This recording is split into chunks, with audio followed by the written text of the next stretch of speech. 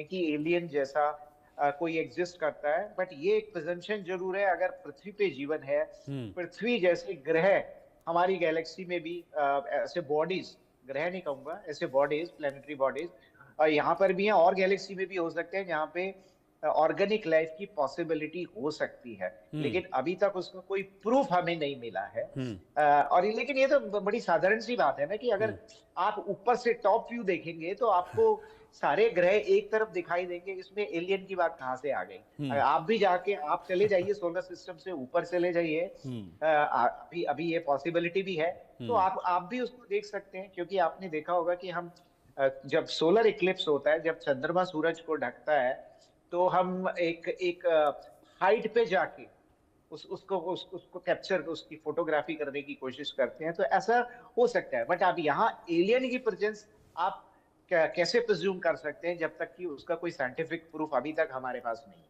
हम्म। कोई भी डाटा, कोई भी सिग्नल या जो भी रेडियो वेव्स ट्रांसमिशन हमारे पास होता है, अभी तक वो ये स्टैब्लिश नहीं कर पाया कि एलियन होते हैं और ये जो सिग्नल है कोई और सभ्यता से आ रहे हैं। लेकिन हाँ, पॉसिबिलिटी हम्म। जरूर इसकी हमें रखनी चाहिए कि हो सकता है जिस तरीके से पृथ्वी पे जीवन की उत्पत्ति हुई, और गैलेक्सीज में या हमारे मिल्की वे में ही ऐसी ऐसी और जगह हो सकती है जहाँ पे एक एक अलग तरह की सभ्यता, जरूरी नहीं है कि वो कार्बन बेस्ड लाइफ हो, वो जैसे हमारे कार्बन की 4 वैलेंसी होती है, सिलिका की भी 4 हो सकती है, तो हो सकता है वो सिलिका बेस्ड लाइफ हो, या और ऐसा कोई केमिकल बेस्ड लाइफ हो जो हमने अभी तक यहाँ पे ढूंढा नहीं है, वो हो सकता है वो वहां पे हो जिसकी वैलेंसी 4 से भी ज्यादा हो, लंबे हम्म। लंबे मॉलिक्यूल्स जो है वो बन जाए और एक नया जो है वो लाइफ जो हो उसका स्ट्रक्चर निकल कर आए। बट ये हम्म। सारी पॉसिबिलिटीज है, एक हम्म। हाइपोथेटिकल लेवल पे हम सोच सकते हैं कि ऐसा हो सकता है, हम्म। लेकिन अभी तक कोई भी साइंटिफिक हम्म। प्रूफ एलियंस का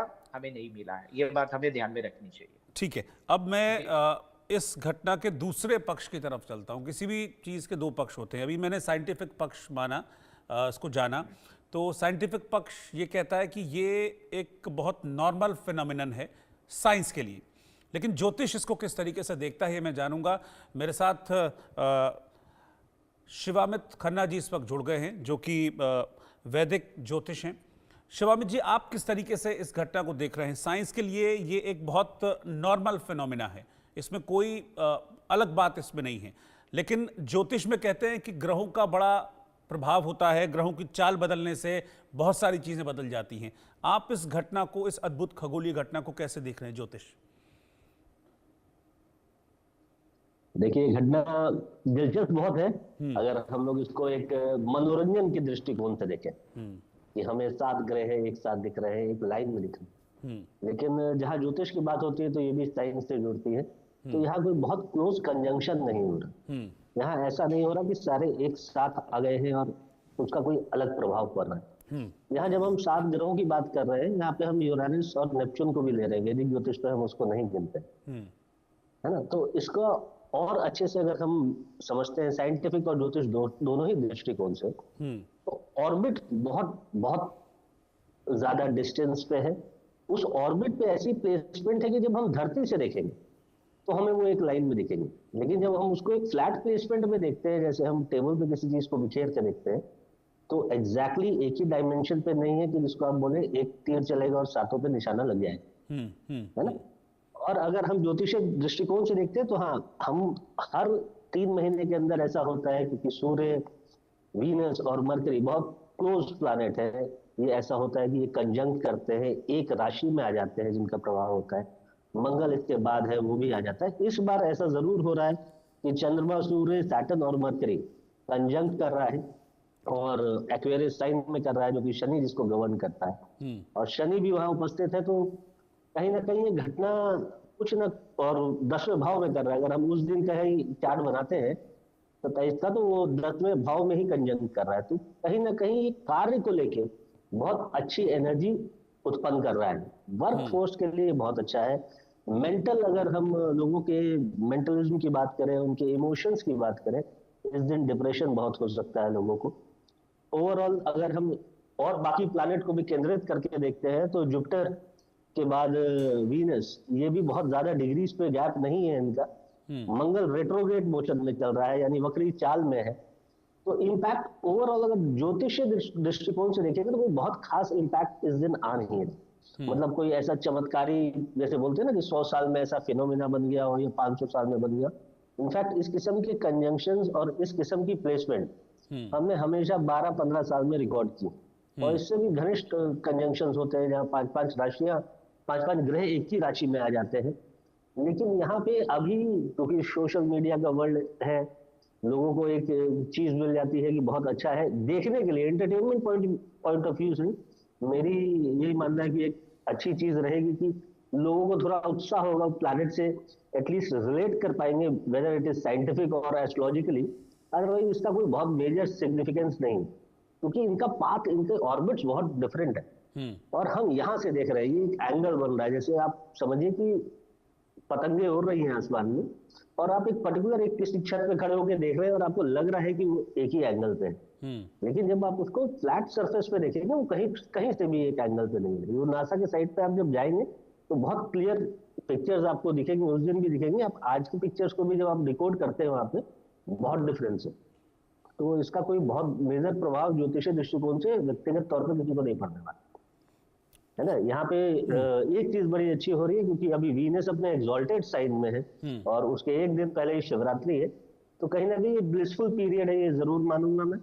और क्योंकि ये पूरा संजोग जो बन रहा है ये 11वें राशि में बन रहा है ना, जिसको हम कुंभ बोलते हैं। तो ये कहीं ना कहीं कुंभ हमारे नैसर्गिक तौर पर जब हम काल पुरुष की कुंडली बनाते हैं तो वहां पे हमारे धन भाव का स्वामी, तो ये कार्य और धन के प्रति बड़े अच्छे रिजल्ट्स ला सकता है और पॉजिटिव रिजल्ट्स ला सकता है। तो ऐसी सिचुएशन तो कोई घबराने की बात नहीं है, और कोई ऐसी काल्पनिक चीजों को दिमाग में नहीं रखना चाहिए। इसको बहुत नेचुरल प्रोसेस लेके देखिए और एंजॉय कीजिए, मेरा तो यही कहना है। ठीक है डॉक्टर बी के त्यागी, इस तरह की जो घटनाएं हैं इनसे कुछ ना कुछ लर्निंग्स तो होती होंगी। किस तरह की लर्निंग्स होती हैं इस तरह की घटनाओं से? नहीं, देखिए, ये जो एस्ट्रोनॉमर हैं, क्योंकि ये बहुत प्रिडिक्टेबल लाइन पे हो रहा है, ऐसा नहीं है, क्योंकि आपको हमने पहले ही बता दिया। तो जो ये इनका जो मूवमेंट है, इनकी जो स्पीड है, इनका जो वो हमारा पंचांग भी जो बताता है ना। देखिए, जी, जी, जी, जी। यहाँ पे एक चीज है, जो पंचांग है वो ग्रहों की स्थिति बताता है, हमें यहाँ से कैसे दिखाई दे रहा है। हाँ, उसमें फलित जो ज्योतिष की बात अलग है कि जब आप बताते कि उसका ये फल होगा, वो पार्ट 2 है। लेकिन फर्स्ट पार्ट बिल्कुल साइंटिफिक है, जो जिसे हम पंचांग कहते हैं, जिसमें हमारा प्लेनेटरी पोजीशन किस डिग्री पे है, उसके उसके जो कोऑर्डिनेट्स क्या है, वो हमें बताता है। तो वो काल गणना के लिए, पुराने टाइम में काल गणना के लिए वो इस्तेमाल होता था, क्योंकि उस टाइम घड़ी तो थी नहीं। तो ये एक यूनिवर्सल टाइम हमें पता लगता था पूरे पृथ्वी पे कौन सा ग्रह कौन सी राशि में है, और वो वक्त क्या था। तो उस वजह से आपने देखा होगा कि जन्मपत्री में भी हम लोग यही लिखते हैं। जी, जी, तो जी, बेसिकली वो काल गणना का एक इंस्ट्रूमेंट है। हाँ, उसमें अब फलित ज्योतिष जुड़ गया है या लोग उसमें विश्वास करते हैं, वो एक अलग बात है, वो उनके मानने ना मानने वाली बात है। लेकिन जो हमारा पंचांग है वो पूरा साइंटिफिक है। जो उसमें प्लेनेटरी पोजीशन, उसमें अगर आप देखें तो उसी के हिसाब से ये जो आज जो बात हो रही है कि अलाइनमेंट हो रहा है, ये उसमें पहले से आपको पता लग सकता है। और नेक्स्ट कब होगा ये उस साल का, क्योंकि अभी पंचांग हर साल कैलेंडर फॉर्म में रिलीज होता है। तो अगर आज हमारे पास ऐसे सॉफ्टवेयर है, उसमें आप डेट डालिए कि ये कब, इस सिचुएशन कब होगी, नॉट एग्जैक्टली सेम, बट जो एक अलाइनमेंट है एक ही तरफ, फिर कब होगा वो आपको बता देगा कि 2040 में होगा। जो कि हम लोग अभी बता ही रहे कि ये जो रेयर इसीलिए है कि ये बहुत फ्रीक्वेंट नहीं होता। रेयर का मतलब ऐसा नहीं है कि होता ही नहीं है, आप उसको प्रिडिक्ट नहीं कर सकते या कुछ नया हो रहा है। ओनली ये कि ये जो टाइम है इसका, क्योंकि ये जो संयोग जो बनेगा जब ये सारे प्लेनेट एक तरफ आ जाएंगे, वो बहुत जल्दी जल्दी नहीं होता है। बस यही उसकी रेयरिटी है। और हम सारे प्लेनेट को एक साथ हॉराइजन से मैं अपने दर्शकों से कहना चाहूंगा कि इस नजारे को जरूर देखें। सूरज छिपने के 40-45 मिनट बाद जहां जिस तरफ सूरज छिपा है, आप देखेंगे कि आपको लाइन से वो जो एक ही तरफ जो है, ये 5 स्टार तो बहुत, चार प्लेनेट तो बहुत प्रोमिनेंटली दिख जाएंगे।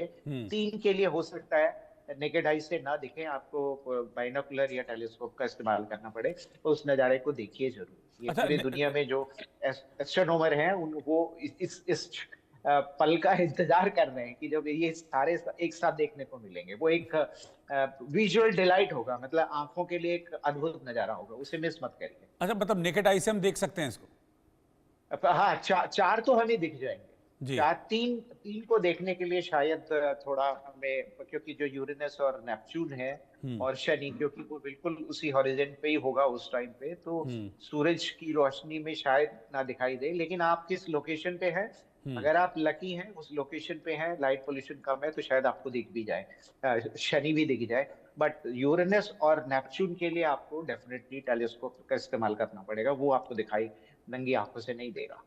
ठीक है शिवामित जी, एक कमेंट आपका, फिर मैं आगे बढ़ूंगा।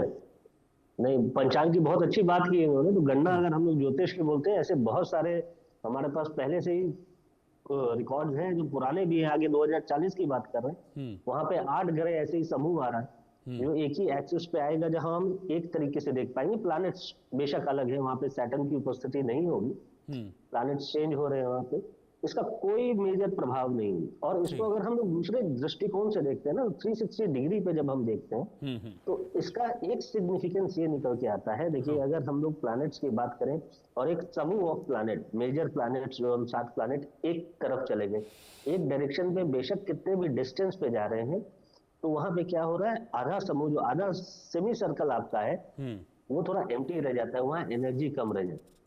तो उस हिसाब से अगर हम मुंडेन एस्ट्रोलॉजी की बात करें, तो इसका प्रभाव व्यक्तिगत तौर पे इंसान पे नहीं आएगा, लेकिन राज्यों पे, देश पे, जो भौगोलिक, जिसको हम मुंडेन में बोलते हैं, किसी राष्ट्र पे, किसी शहर पे इसका प्रभाव जरूर आ सकता है।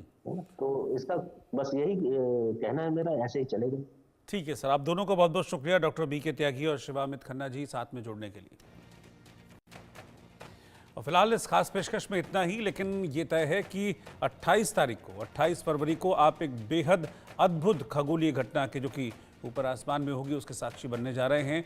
और अगर आप लकी हैं तो आप इन ग्रहों को एक लाइन में, एक सीध में अपनी आंखों से देख पाएंगे। इस खास पेशकश में इतना ही।